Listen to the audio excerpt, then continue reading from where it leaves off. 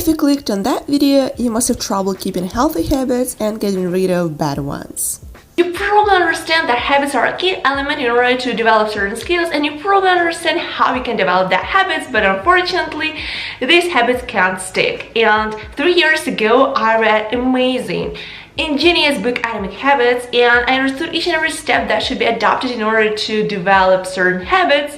And these laws are: make it obvious, determine time and location you're gonna do that habit, make it attractive, create a motivational routine, make it easy, start small, use 2 minutes rule, and make it satisfying. Use a habit tracker and have specific reward system.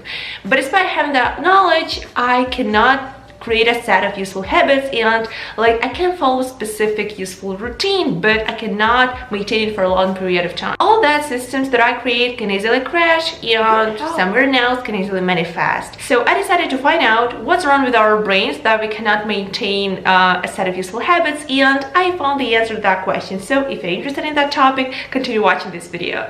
Let's start with a theory. There are 2 types of the memory that we have. The first one, this is declarative memory that is responsible for our recalling and retrieval. Thanks to that type of memory, we can remember several facts and formulas from the textbooks. And the second type is procedural memory that is responsible for our performance. For example, thanks to that memory, we can remember how to ride a bike or cook some meal. Declarative memory is located in hippocampus and prefrontal cortex. Procedural memory is located in striatum and basal ganglia. Procedural memory, unlike declarative memory, is responsible for the type of personality that we have, and that's really important fact, so remember it because it plays a huge role in forming our habits. So both these types of the memory are located in different regions of the brain, and that's really interesting because if some region manifests, we can try to develop our skills of riding the bike, and we can improve that skill, but we cannot remember the fact that we had that workout.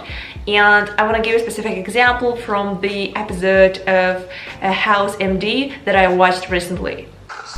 Here is Foreman tries to remember how to make some coffee, but he has troubles with his short-term memory. Left side, right side reversals. Still some short-term memory loss and spatial processing problems, but try not to be too hard on myself. Anyway, habits are formed in procedural memory, and habits are automatic and unconscious behavior, but it differs from reflexes or grants that in order to create specific habit, once we need to consciously make specific decision. For example, once I need to pick that cookie in my kitchen in order to form that habit. So I need to take that cookie several times till it becomes my unconscious habit.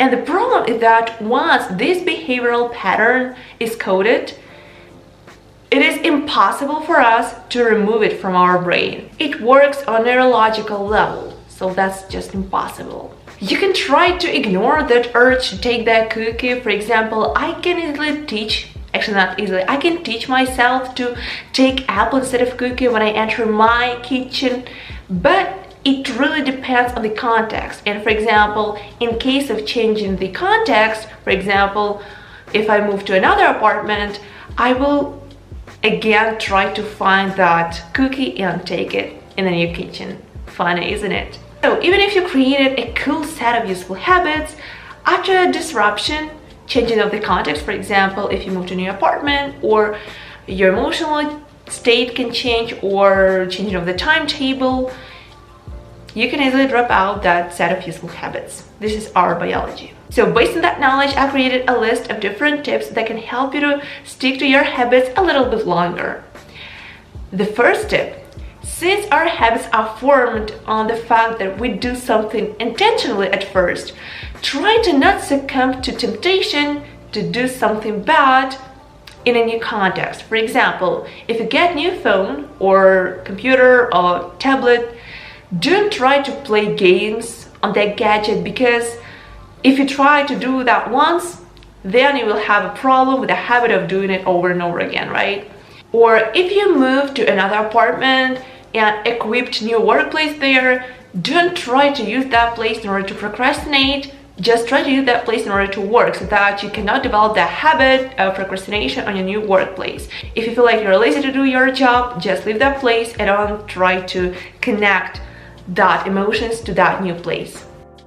Or if you don't move in anywhere and you have the bad habit of procrastination on your workplace, try to change your position near the desk or even change your workplace in your own apartment. And of course, having that new place or position, never procrastinate there again. The next tip is based on the power of our identity. Instead of saying that you want to write the book, say that you're a writer. If you try to quit smoking, don't say that you try to quit smoking. Say that you're a person who doesn't smoke. Every action you take is a vote for the type of the person you wish to become. You may not even hesitate that you will draw about the system of useful habits that you create. But the most important thing to remember from that video is that it's not a goal to stick to your habits infinitely. The most important thing here is to be able to go back to track after that little disruption.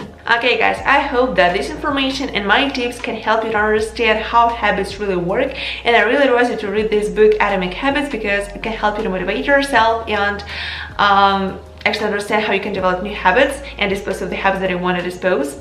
So yeah, thank you so much for watching this video and see you in the next video. Bye bye.